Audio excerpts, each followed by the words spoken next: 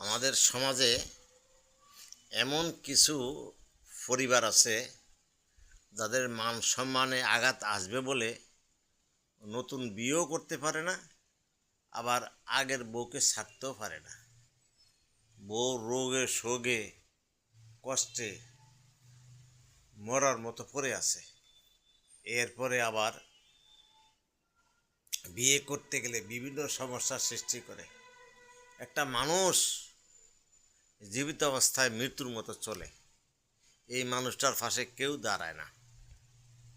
এই জন্য আমি সবার কাছে বলবো, সারাদিন পরিশ্রম করে কষ্ট করে টাকা উপার্জন করে তার আর্থিক অবস্থা ভালো, লাখ লাখ কোটি কোটি টাকা ব্যাংক ব্যালেন্স, তারপরও তাকে একটি মানসিক শান্তি দেওয়ার জন্য একটা পাত্রী একান্ত দরকার।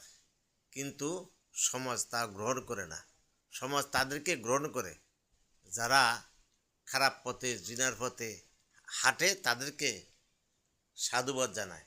আর যারা আল্লাহর হুকুম মানিয়া দ্বিতীয় স্ত্রী নিয়ে ঘর করতে চায়, তাদেরকে কেউ মেনে নেয় না।